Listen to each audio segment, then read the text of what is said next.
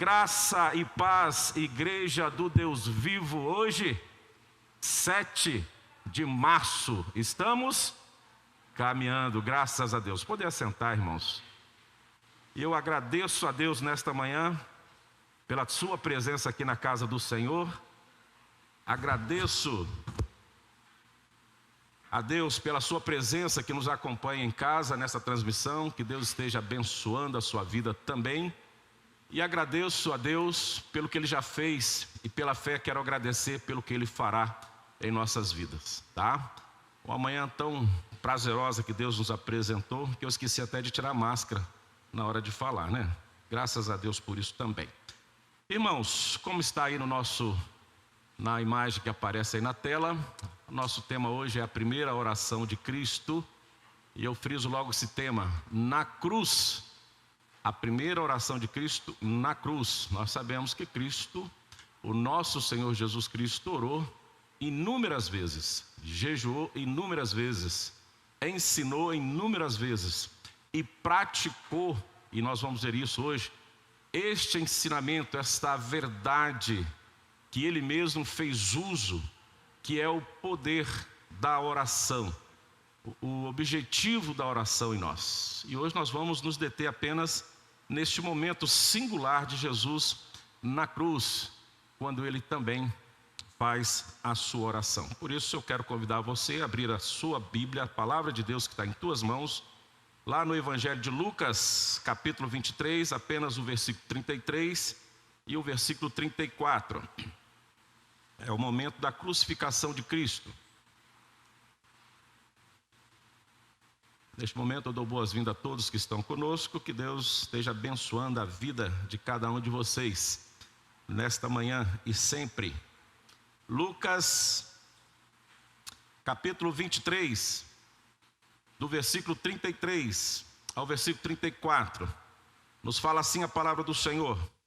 Quando chegaram ao lugar chamado Calvário, ali o crucificaram, bem como aos malfeitores, um à direita e outra à esquerda. Contudo, Jesus dizia: Pai, perdoa-lhes, porque não sabem o que fazem. Então, repartindo as vestes dele, lançaram sortes. Contudo, Jesus dizia: Pai, perdoa-lhes, porque não sabem o que fazem. Então, repartindo as vestes dele, lançaram a sua sorte. O evangelista Lucas, ele narra de forma singular a primeira oração de Cristo, e haja visto, ele também narra toda a fala de Cristo na cruz, que nós vamos ver daqui a pouquinho apenas os pontos da oração dele, né? Ele vai fazer 3 orações na cruz. Essa é a primeira, que nós vamos nos deter nela. Mas apenas o evangelista Lucas narra todo esse diálogo, toda essa palavra na cruz que Jesus teve, não só na sua oração direta ao Pai, bem como também o seu diálogo com os 2 malfeitores, onde Lucas apresenta como malfeitores e os demais evangelhos apresentam como ladrão. Haja visto, tanto malfeitores como os ladrões eram pessoas nocivas à sociedade, que viviam à margem da lei e diante de um julgamento romano, sobre o jugo romano, eram considerados ali a pena de morte na crucifixão. Não era novidade na época de Cristo. Cristo não foi o primeiro a morrer na cruz. Muitos e muitas outras pessoas morreram na cruz. Ele não foi o primeiro, foi um dos que morreram na cruz, por entendimento da justiça romana da época, que os seus feitos o condenaram à morte na cruz. E nós sabemos pela história do nosso Senhor Jesus Cristo que ele morreu de forma inocente, morreu para um propósito, morreu para nos trazer a libertação do jugo do pecado e nos trazer a fé necessária para que possamos caminhar, mas nesta vida sem nenhum receio, sem nenhum medo, sabendo que Cristo está conosco em todo o tempo, porque na verdade Ele morreu, mas também ressuscitou ao 3º dia. Por isso que Lucas narra desta forma a primeira oração de Cristo, quando chegaram ao lugar chamado Calvário, ou seja, perto ali de Jerusalém, não era um lugar tão distante de Jerusalém, o Calvário ficava muito próximo de Jerusalém, fora dos muros de Jerusalém.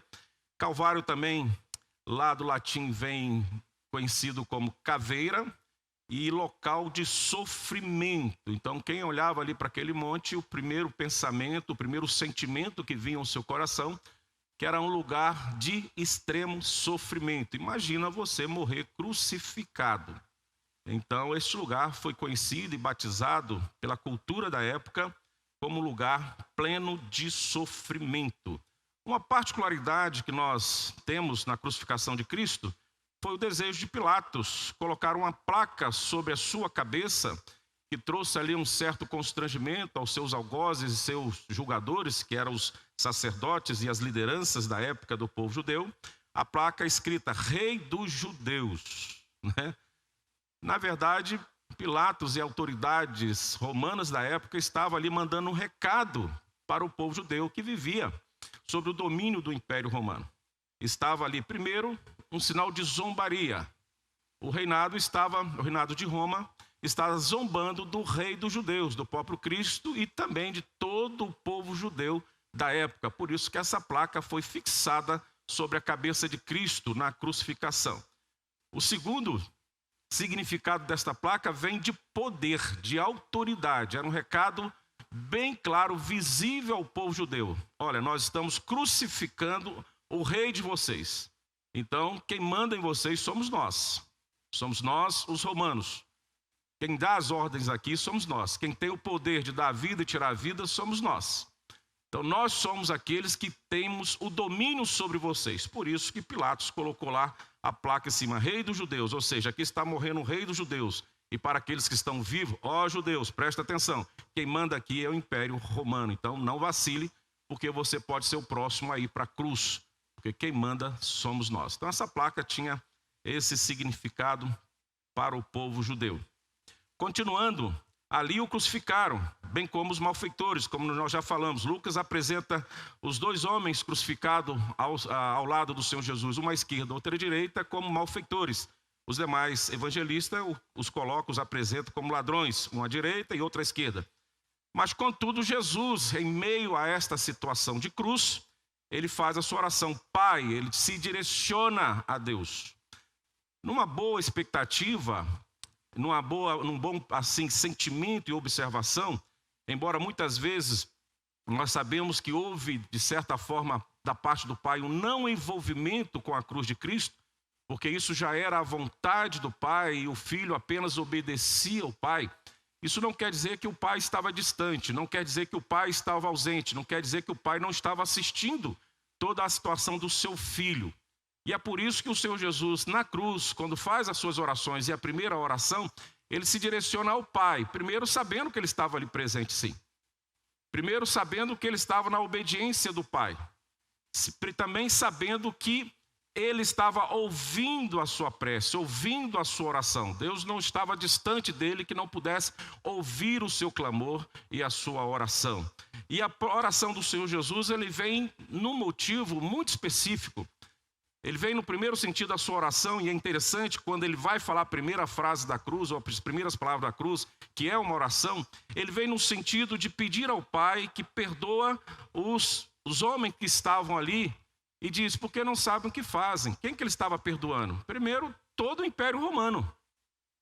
Ele estava sendo crucificado pelos soldados romanos. Olha só que coisa.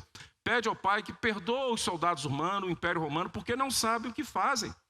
Segundo, perdoa os judeus que estavam ali, quem sabe zombando, que gritaram lá diante de Pilatos, crucifica, solta Barrabás e tal. O seu perdão também atingia o povo de Deus. Perdoa-lhes porque não sabem o que fazem. Embora a situação era visível, era concreta, era real, algo verdadeiro que estava diante dos seus olhos, o Senhor Jesus prefere direcionar ao Pai a sua oração, dizendo, Pai, eles não sabem o que fazem. Mas as suas ações eram reais. O prego já estava cravado em suas mãos, a coroa já estava de espinho, já estava à sua cabeça, ele já tinha sido transpassado, ele já tinha sido torturado a noite toda, ele já estava pregado na cruz. E Jesus dizia, Pai, perdoa-lhes porque não sabem o que fazem. E eu trago para os nossos dias hoje, quantas vezes estamos numa ação de pecado, visível, pertinente, concreta, real, verdadeira. E nós temos ainda Jesus clamando ao Pai lá diante do seu trono, Pai, perdoa-lhes porque não sabem o que fazem.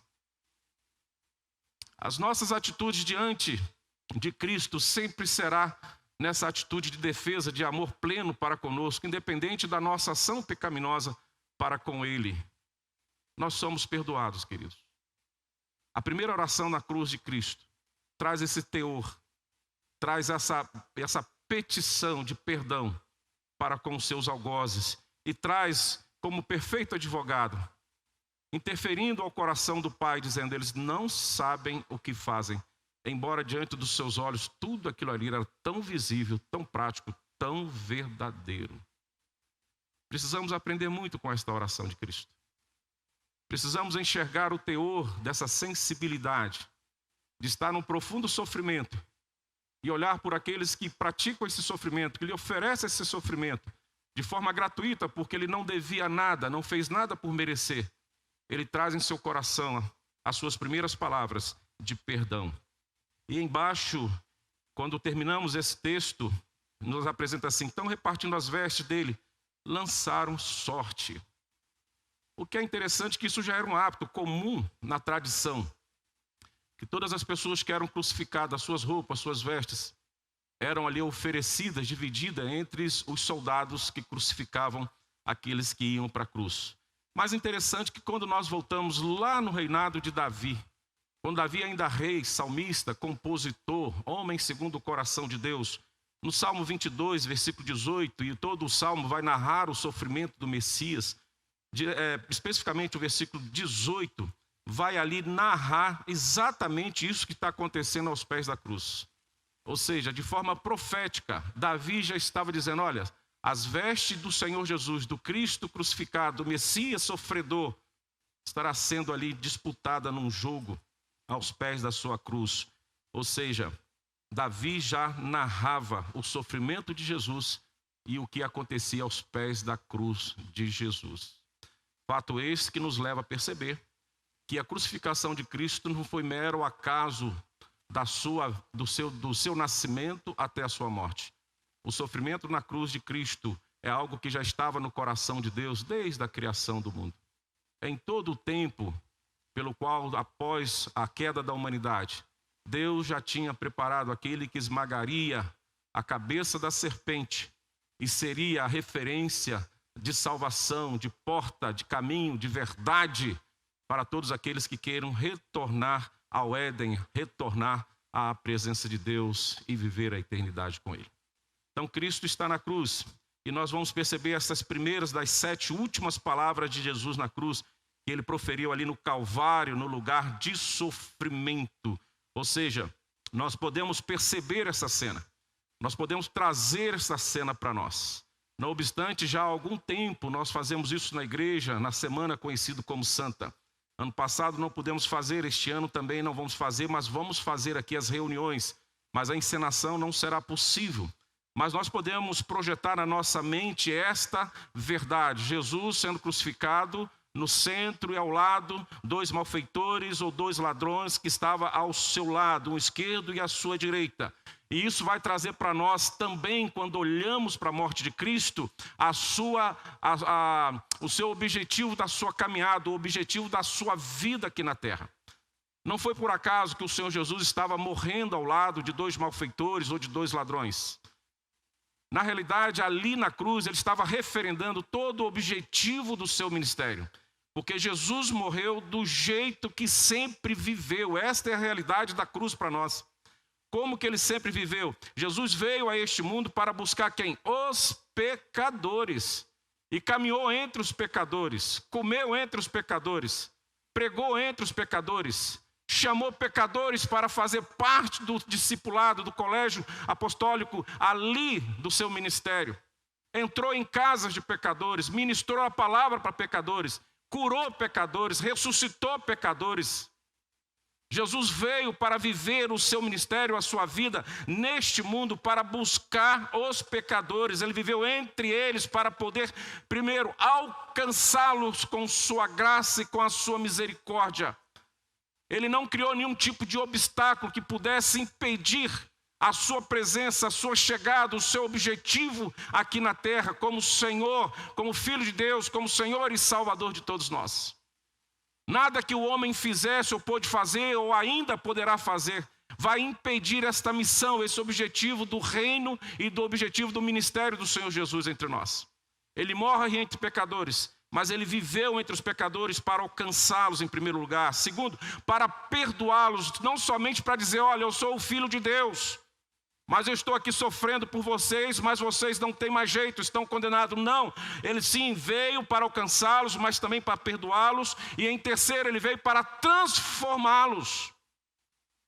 Não obstante, nós podemos observar que o primeiro sermão do Senhor Jesus, que é conhecido como Sermão do Monte, nada mais é do que um diálogo, uma mensagem que procura, com objetivo nos corações dos discípulos, daqueles que estavam ouvindo, uma transformação interior, de caráter, de moral, de pensamento, de atitude, de gestos, uma mudança de comportamento.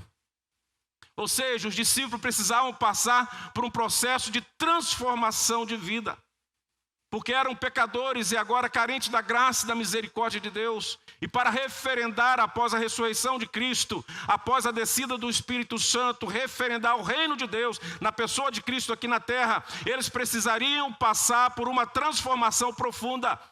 E essa presença, essa caminhada de Cristo na terra entre eles, entre os pecadores, é uma referência maior de como nós devemos ser quando nós nos dizemos ser filhos de Deus aqui na terra.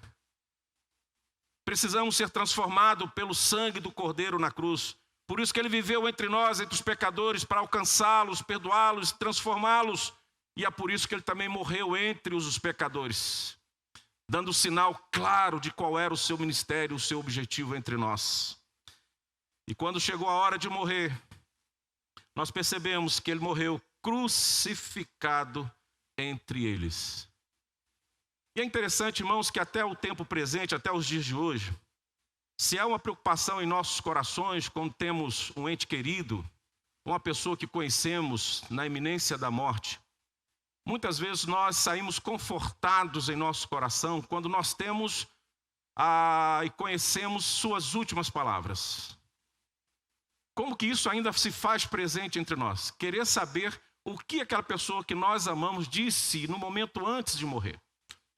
Nós vivemos isso quase todos os dias ali no hospital, quando chegamos diante de uma pessoa que a medicina chega para nós e diz que eles não têm mais o que fazer. E quando a família nos encontra, a primeira pergunta geralmente é essa: pastor, ele sofreu? Primeira coisa é isso. Sofreu para morrer? Segundo, pastor, o que ele falou?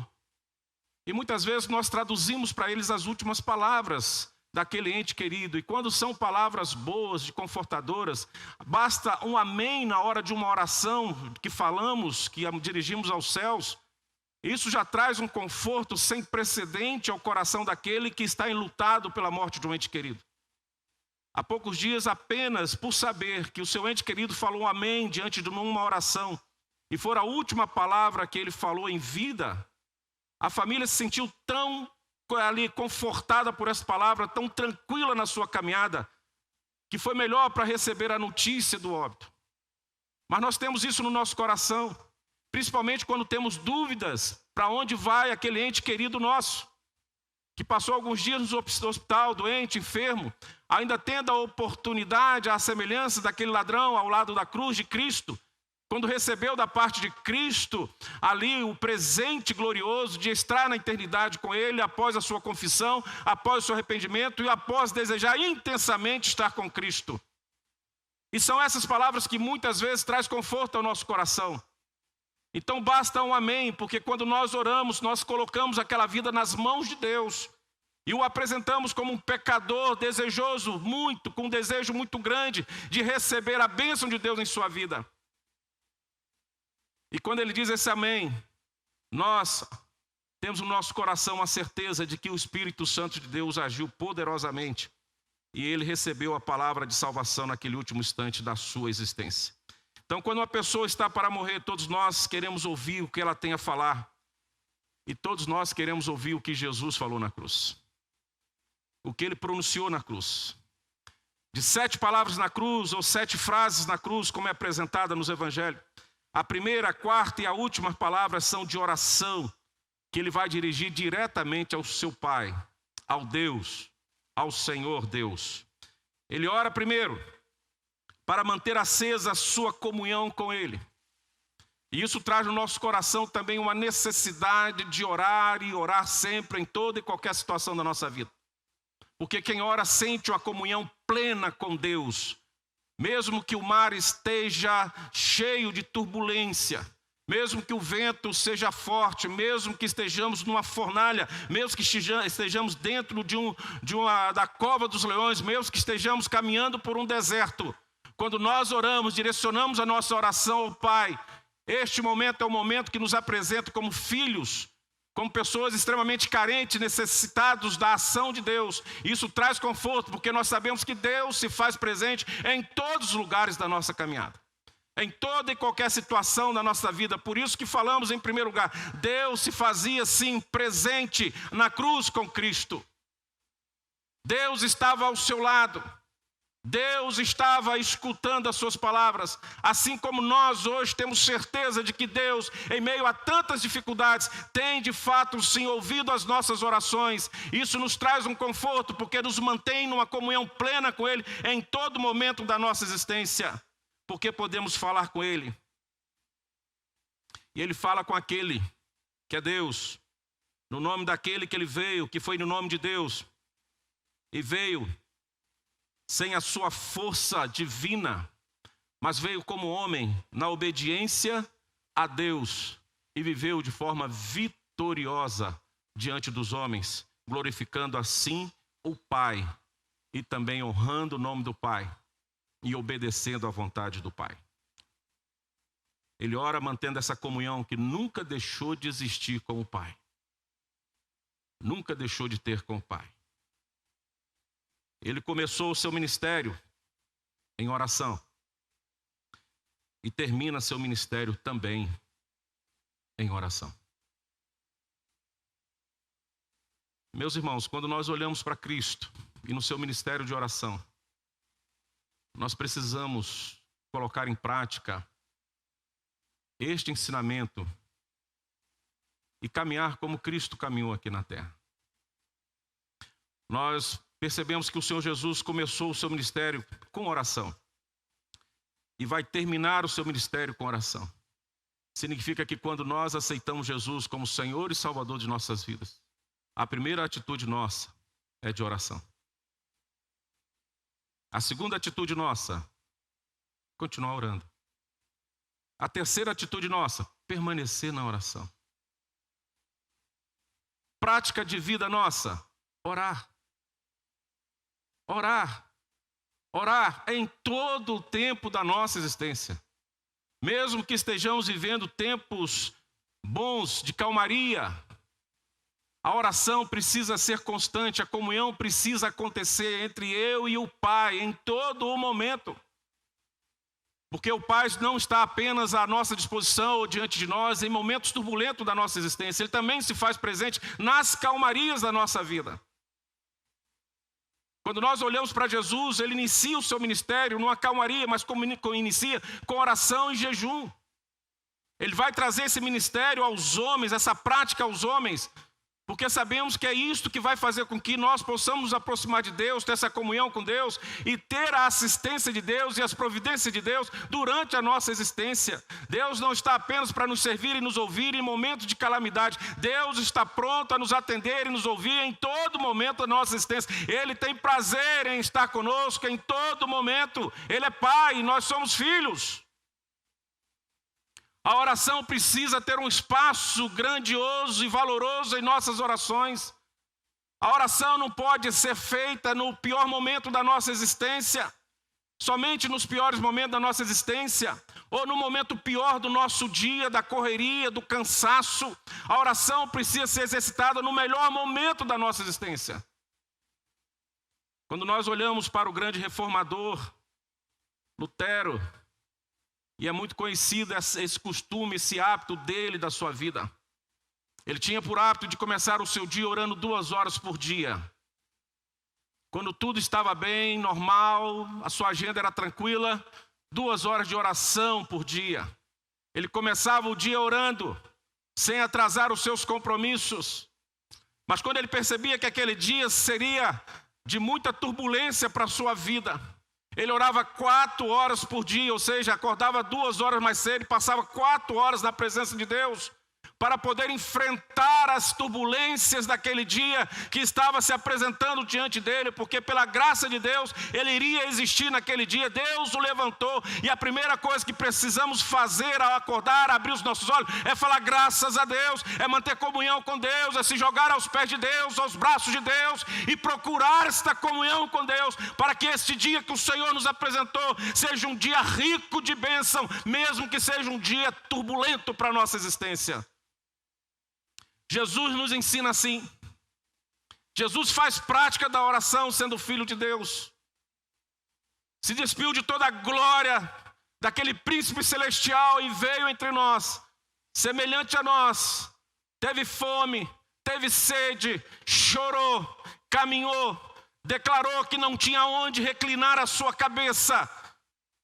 Viveu como homem simples na face da terra, mas viveu como rei diante da oração, diante do Pai. Não abria mão dessa comunhão plena com Ele em todo o tempo. Precisamos vencer as nossas dificuldades em oração e continuar caminhando em oração em todo o tempo da nossa existência. Ninguém, irmãos e irmãs, poderá sobreviver e obter vitórias nesta vida, se não aprender a viver como Jesus viveu. Jesus é um quadro com uma história de ensinamento e prática para podermos viver vitoriosamente neste mundo. Esta é a verdadeira vitória. Quando nós temos a presença de Deus diariamente ao nosso lado, mesmo que muitas vezes os dias nos apresentam as turbulências dele. Quando nós vivemos na total dependência do Pai, constantemente, significa que nós estamos colocando a nossa vida aos pés do Pai. Estamos ali prostrados diante do Pai. E prostrado com uma força singular, com um propósito único, com a consciência única e com a fé absoluta, de que prostrado aos pés deles, colocando a nossa vida diante dele, nós estamos recebendo toda a força que vem do Pai para poder vencer as turbulências da vida, para não desistir da nossa cruz, para não deixar o receio da coroa de espinho nos distanciar do Pai, para que os cravos fixados nas mãos possam nos afugentar e provocar medo de viver esta vida na total dependência de Deus. Nos lançando e nos colocando aos pés do Pai constantemente, estamos dizendo: eu sou dependente de Ti. Eu preciso de Ti, eu careço de Ti, porque um dia eu vou dizer as minhas últimas palavras nesta caminhada, e que sejam palavras que glorificam o Pai, que demonstra a obediência ao Pai, que demonstra a dependência do Pai, a submissão ao Pai, e que deixa um legado de um testemunho vivo, forte, verdadeiro, diante de uma geração que ainda caminha incrédula, distante do Pai, mas que ainda tem neste meio dessa geração incrédula e distante do Pai, pessoas que honram o nome do Senhor, que estão todos os dias se lançando aos pés de Cristo, na total dependência dEle, e as suas últimas palavras serão a semelhança das palavras de Cristo. Pai, perdoa-lhes porque não sabem o que fazem. Oh Deus, eu te louvo pelo privilégio de ter existido na face da terra, e ter sido luz do mundo e sal da terra. Eu estou indo para o Pai, na certeza de viver a eternidade com Ele, mas eu deixo a minha bênção, o meu legado de vida a essa geração que precisa de exemplos de homens e de mulheres verdadeiramente comprometidos com Deus. Que as nossas últimas palavras possam referir e referendar um Deus vivo, um Deus que não abandona os seus filhos e o seu filho em nenhuma situação da sua existência. E aí nós podemos descobrir por que Jesus viveu uma vida vitoriosa na terra. Por que ele viveu e teve uma vida vitoriosa na terra? Por que ele não pecou? Por que ele não teve medo? Por que ele não fugiu? Por que ele não desistiu? Sendo pai, sendo filho, ele voltaria ao pai. Mas por que ele permaneceu entre nós? Por que ele foi vencedor entre nós? A primeira resposta é porque ele não era Deus. Não é por isso que ele venceu. Não porque era Deus. Não é essa a resposta. Mas a verdadeira resposta é que ele aprendeu, se posso dizer assim, a viver uma vida dependente do Pai. Ele vem para viver inteiramente na dependência do Pai. Se você olhar Mateus 10, salvo engano, ali está o segundo sermão de Cristo. Nós temos o sermão do monte, o primeiro, e o segundo sermão de Cristo ali em Mateus 10. Numa parte ali ele está distribuindo os discípulos para caminhar neste mundo e pregar o evangelho. E é interessante que todo o poder que Jesus tinha na terra e no céu, ele agora, antes do Pentecoste, ele direciona aos discípulos. Foi dado aos discípulos ali. Vou começar daquele mais sério, mais complexo para o nosso entendimento. Ressuscitar mortos.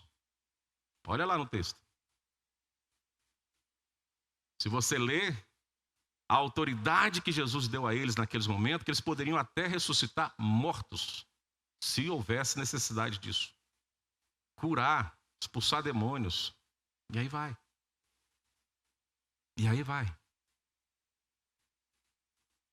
Mas tem um detalhe, diante de tanto poder direcionado aos discípulos, Jesus também os orienta, não leve o ouro, não leve a prata, não leva nada para mantimento, sequer leve 2 túnicas. Uma só é suficiente. Saia para pregar o meu nome com toda a autoridade que eu tenho, que eu estou lhe dando neste momento, mas não leve nada.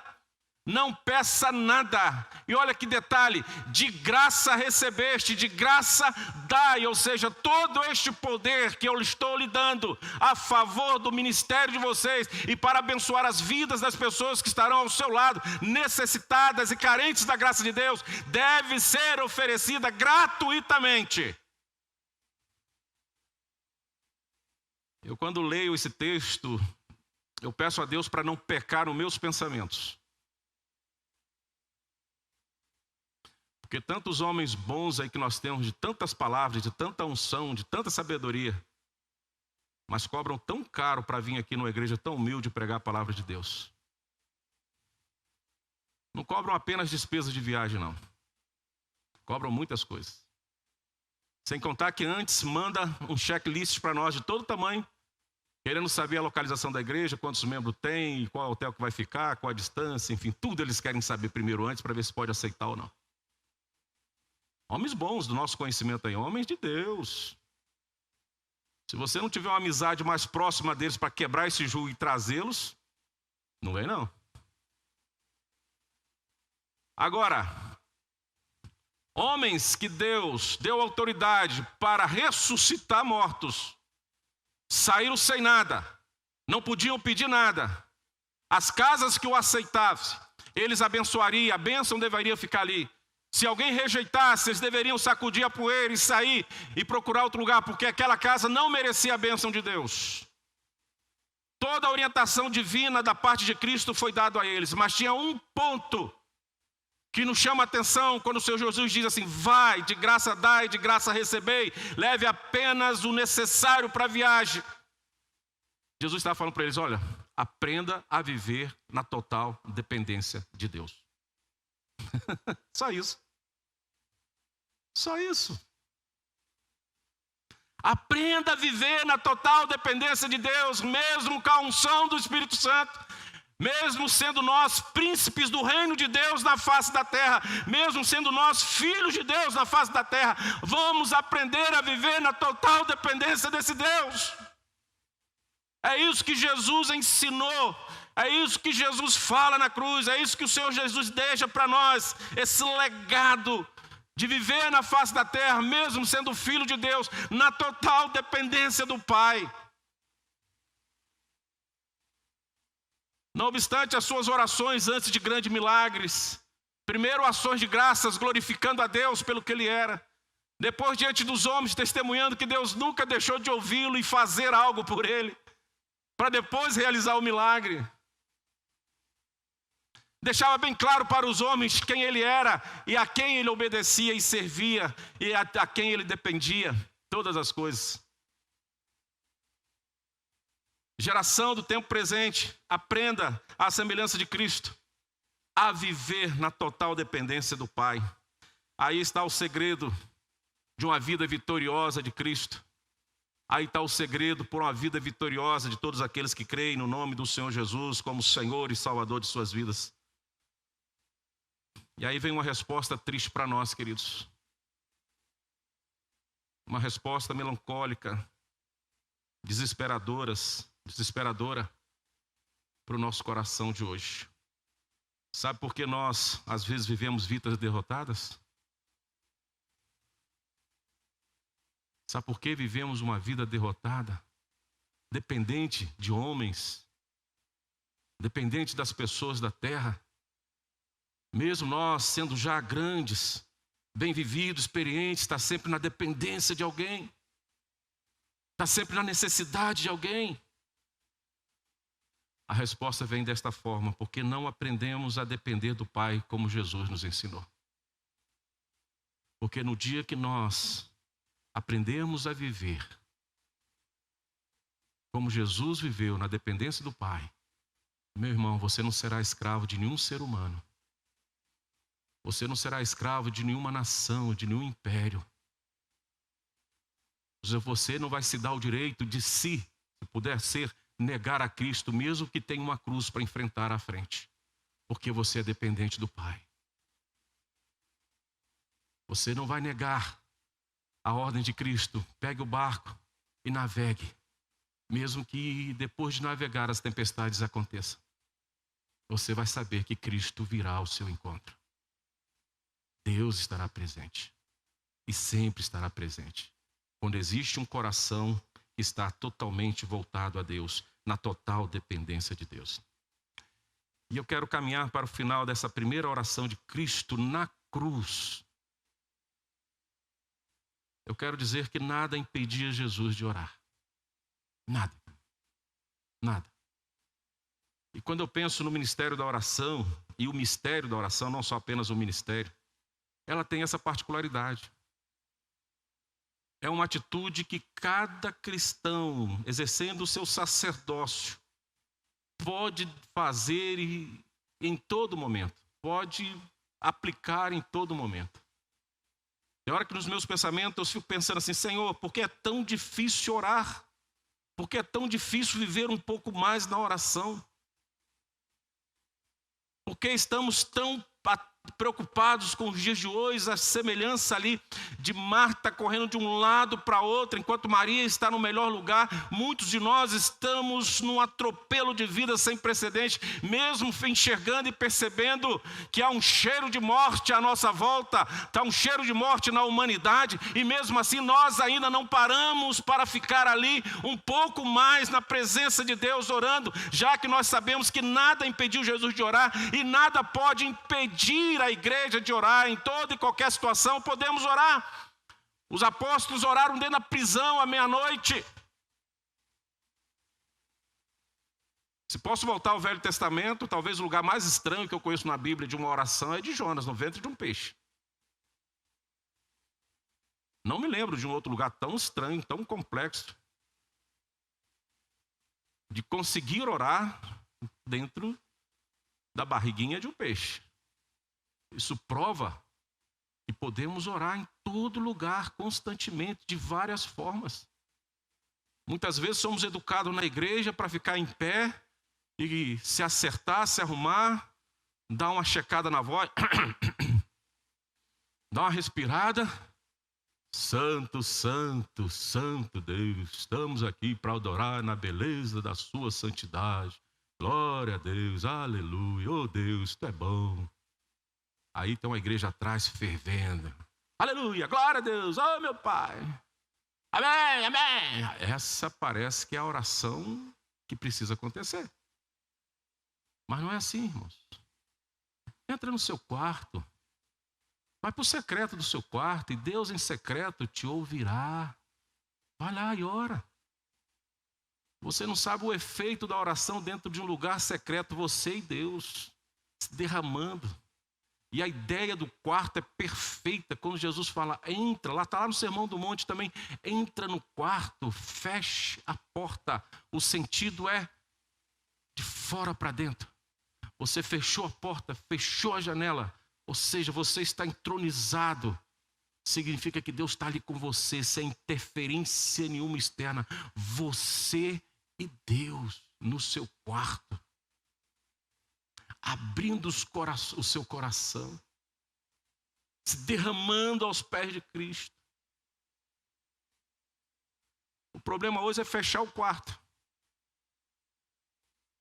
O problema hoje é tirar esse tempo ali. Parece que muitas coisas nos impedem de chegar até o quarto. Muitas coisas nos impedem de chegar até a igreja. Muitas coisas nos impedem de chegar à beira da cama e orar. Ou quem sabe naquele quintal que você tem. Em algum lugar que você possa estar. Alguma coisa nos impede de orar. Tem sempre alguma coisa muito urgente para se fazer. E aquele tempo de oração vai deixando para depois deixando para depois. E quando nós lembramos de orar, já está no final da noite, esgotado, o corpo cansado, o dia passou. E a gente vai para a cama se rastejando, e Deus, obrigado pelo dia, nos deu uma boa noite, até amanhã, boa noite, e dorme.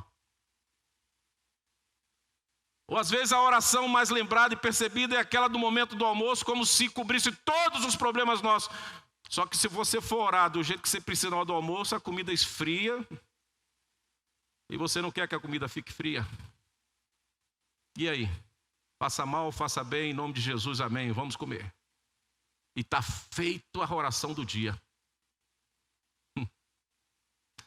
Nada pode impedir a nossa oração, como nada impediu a oração de Jesus. Então vamos colocar no nosso coração que precisamos voltar à oração e à prática da oração. E olharmos para a cruz e perceber que a cruz não impediu Jesus de orar. A cruz não impediu Jesus de perdoar. A cruz não impediu Jesus de estar submisso à vontade do Pai. A cruz não impediu Jesus de orar plenamente, dando glória a Deus diante dos homens.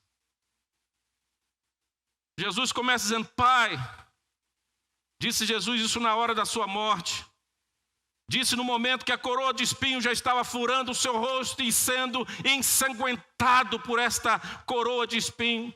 Mas quando nós olhamos para a cruz e lemos a palavra de Deus, a coroa de espinho que ensanguentou e manchou o seu rosto de sangue não impediu a sua oração. Pai, perdoa-lhes porque não sabem o que fazem.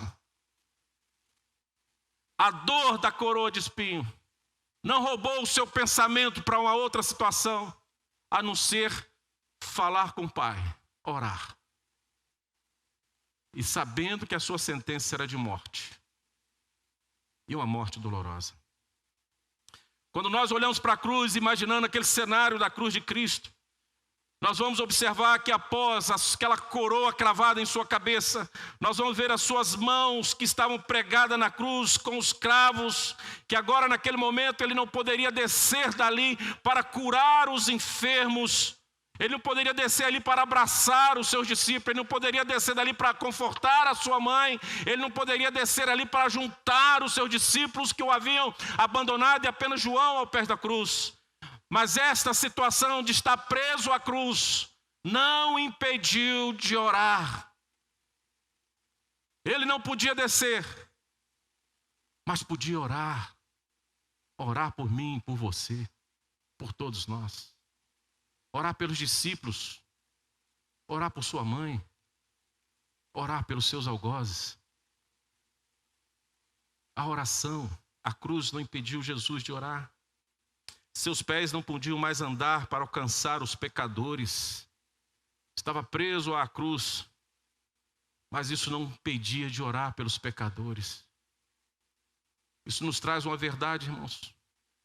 Que os servos de Deus, quando iniciam o seu ministério com oração, até o seu último suspiro, até o último fôlego de vida que ele tem, ele ainda é instrumento de Deus para a salvação dos pecadores.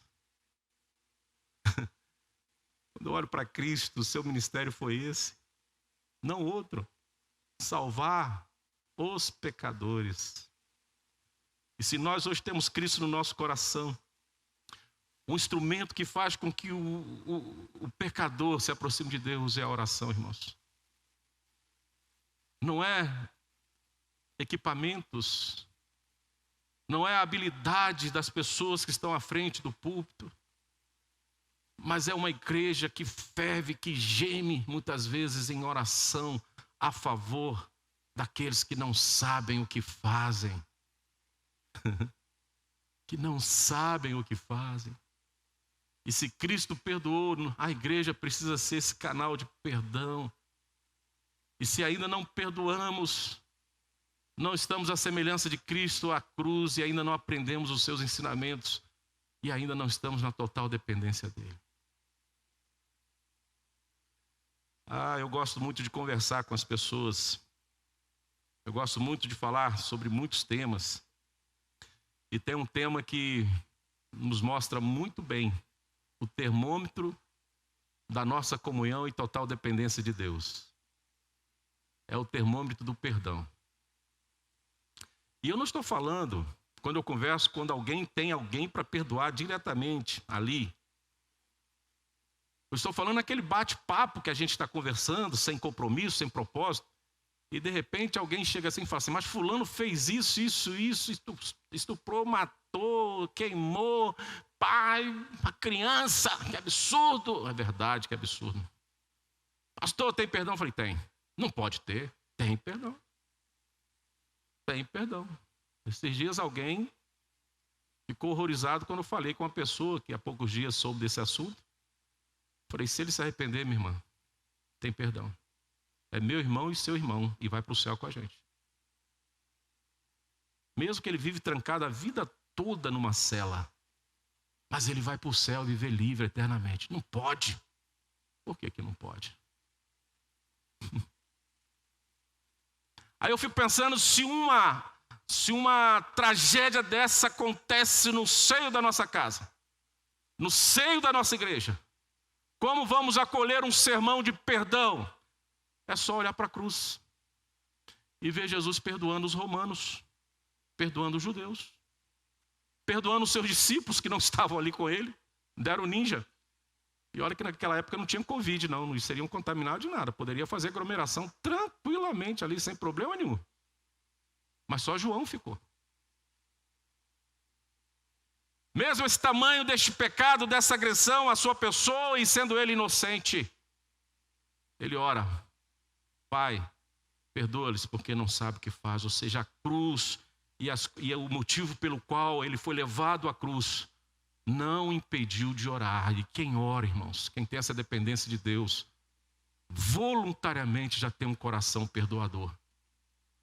Porque sempre vai caber um pecador no seu coração para que ele seja acolhido por Deus e seja regenerado e transformado através da sua oração, do seu amor, à semelhança de Cristo. Os discípulos de Cristo tinham abandonado. Jesus não podia mais ensinar-lhes nada, mas isso não impedia de orar. E eu encerro, irmãos, dizendo a cada um dos irmãos queridos que estão aqui e em casa nesta manhã, nós precisamos aprender com Cristo na cruz. Com esta primeira oração de Cristo na cruz. Tem mais duas. E trazer para nossas vidas no tempo presente. E caminhar. Orar quando tudo está bem. Continuar orando quando tudo parecer difícil. Eu não sei se foi Ageu ou Amós. Ele fala que Deus caminha ou tem um caminho no meio da tempestade. Um desses dois falaram alguma coisa assim, nesse sentido. Depois você pesquisa em casa. Que Deus caminha no meio da tempestade. Em todo o tempo. Então, e por que ele caminha no meio da tempestade? é para encontrar você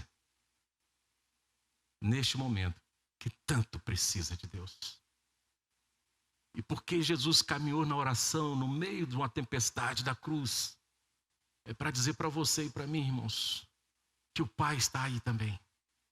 Está pertinho de nós. Você não está sozinho, jamais estará sozinho. Deus vai te acompanhar em todo momento. Então não deixe nada impedir a sua vida de orar a Deus. Se você está vivendo profundas necessidades nos dias de hoje, quem sabe você está precisando de uma cura de um ente querido. A nossa igreja está precisando muito disso. Temos pessoas enfermas hoje, temos a esposa do pastor Arthur, grávida de 7 meses, com Covid, internado lá no Jaime. Como estamos preocupados. Marinilza está com a sua mãe em estado gravíssimo, lá na UTI do Dório. Diácono Walter, na UTI com Covid, Santa Mônica. A sua esposa, no Hospital Vila Velha, também. Temos irmãos e irmãs que estão com os pais enfermos neste momento. Irmãzinha que nos acompanha aqui de Minas. Está com seu pai lá acompanhando um Covid também, muito ruim. Tantas pessoas, não poucas pessoas que estão próximas de nós, que estão enfermos. O Ivani está aqui com a irmã lá em Rondônia, problema sério cardiológico. Não encontra, só vai ser resolvido com cirurgia. E não encontra hospital lá para fazer. Temos um pastor metodista no Rio Grande do Sul, que está sentado numa cadeira na porta de um PA, com falta de ar, porque não tem leito para ele. No Rio Grande do Sul, país de primeiro mundo, vou botar assim, país de primeiro mundo. Não é assim que eles falam do Sul? Olha a situação do Sul, país de primeiro mundo. O resto é Brasil. E tantos outros lugares. Isso é um pouquinho só daquelas pessoas que eu tenho conhecimento. E tantos outros espalhados por aí, irmãos. Como eu preciso que Deus derrame um milagre hoje na vida da igreja. Porque há um ano meu ministério se traduz em orar e falar assim, tudo vai dar certo. Eu creio na providência divina, eu creio na cura. Acalma o seu coração. Vamos caminhando, estamos caminhando. Hoje, dia 7, domingo, estamos caminhando, graças a Deus. E quando eu falo isso, é na esperança, na convicção de que Deus verdadeiramente está conosco. Ele está caminhando no meio da tempestade. Se está caminhando no meio da tempestade, é para achar a cada um de nós que clama neste momento e grita por socorro. Mas, meus irmãos, precisamos viver na total obediência e dependência desse Deus. Senão não vamos alcançar o que Deus tem de melhor para nós. Mesmo que o melhor que Ele está mostrando para nós não seja o que nós queremos. Eu acredito naquela cena da cruz, com Cristo, que foi o melhor para nós. Não sei se você já pensou nisso. O sofrimento de Cristo foi o melhor para nós. Mas com certeza foi extremamente doloroso para ele. Foi extremamente doloroso para sua mãe aos pés da cruz. Mas para nós foi o melhor que pode acontecer. Então, se tem alguém sofrendo hoje também, o sofrimento dele pode ser o melhor para ele. Pode ser um sofrimento para a glória de Deus e para a nossa alegria. Saber que Deus está com ele em todo o tempo. A primeira oração de Cristo. Vamos ler de novo? Coloque aí para nós na transparência. Lucas 23, 33 a 34. Vamos ficar de pé, queridos? Você que está em casa agora também, olha para esse texto. Vamos ler juntos. 33 a 34. Primeira oração de Cristo na cruz. Por favor, irmãos, na cruz. Porque de repente alguém pode estar pensando, Jesus só orou na cruz. Não, todo o ministério, como nós já falamos, foi de oração. Mas na cruz foi a primeira. Todos juntos, nos fala assim a palavra de Deus. Quando chegaram ao lugar chamado, ali crucificaram, bem como os, um à direita e outro. Contudo, Jesus dizia: então, repartindo as vestes, lançaram sortes. Senhor Jesus, graças te damos por esta oração. Esse exemplo de cruz que o Senhor deixou para nós, Deus, seja uma prática do teu povo em dias tão complexos. Podemos até dizer que estamos vivendo um dia de calvário na nossa vida, Deus. Dias de sofrimento, Senhor. Dias que é difícil até sorrir, quando lembramos que muitos sofrem, agonizam, em tempos tão complexos de dores que estamos vivenciando, não só no Brasil, mas na humanidade. Mas o Senhor nos apresenta um caminho, Deus, que é o caminho da oração, é o caminho da dependência, é o caminho, Deus, de total dependência daquele que está olhando para nós e cuidando de nós em todo o tempo, que é o nosso Deus, o nosso Pai. Deus, que nesta manhã o teu Espírito venha em nossos corações e faça a diferença, Deus. Primeiro eu clamo para que haja consolo em nossos corações, Deus. Coração que chora, coração que hoje está apertado, Deus. Que haja o consolo do Espírito Santo em nosso coração. Segundo, Deus, oramos conforme a tua graça, conforme a tua vontade, Deus, por soluções. Traga soluções para nós, Deus. Hoje, Jesus, eu sei que o Senhor pode hoje mesmo, Deus, estalar os dedos e algo novo acontecer na humanidade que vai trazer esperança para nós. Eu creio nesse Deus, Senhor Jesus. Também oramos, Senhor Jesus, para que o Senhor nos dê o entendimento perfeito das situações. Em especial os corações que estão, Deus, corações que estão com entes queridos, com enfermidades e enfermidades graves. Deus, o Senhor pode curar sem a medicina. E eu creio que o Senhor pode fazer isso nesta manhã. Curar os enfermos. Oh Deus, que alívio será para os nossos corações. Por isso nós oramos neste momento de dor e clamamos por cura. Porque estamos diante de um Deus que tudo pode e delegou à igreja, Deus, os mesmos sinais e prodígios do Senhor enquanto caminhávamos aqui na terra, Deus. E tu sabes, Deus, conforme a sua recomendação, esta bênção é de graça e pela graça, conforme a tua vontade. Nós não somos mercadejantes, Deus, da tua palavra. Não somos, Deus, aqueles que cobram pela tua palavra. Pelo contrário, Deus, queremos que ela atinja todos os corações conforme a tua vontade, Deus. Oh, Jesus Cristo, visita cada leito, cada lar com enfermidade, cada família que vive um drama. Restaura as famílias para que nós possamos deixar, Deus, palavras que tragam conforto aos nossos corações após a nossa morte, Deus. Oh, Jesus, converta o coração do marido, da esposa, dos filhos. Converta, Deus, todos aqueles que precisam da tua bênção, da tua unção nesses dias. É assim que nós oramos, Deus. E nesta manhã tão especial que o Senhor trouxe o teu povo à tua casa, para, Deus, juntos sentarmos à mesa com o Senhor. Eu sei que o Senhor está aqui. Olha para cada coração, purifica, santifica, perdoa, Deus. Oh, meu Jesus, conforta. Por isso nós estamos à tua mesa. Consagramos, Deus, os elementos da mesa, o pão e o vinho. Oh, Jesus, abençoa, fortaleça a tua igreja, purifica a tua igreja. Oh, Deus, converta os pecadores. Faz desta igreja, Deus, esse instrumento poderoso nas tuas mãos. Por isso nós oramos e agradecemos por esta manhã na tua casa, Deus. É a nossa oração, em nome de Jesus. Amém.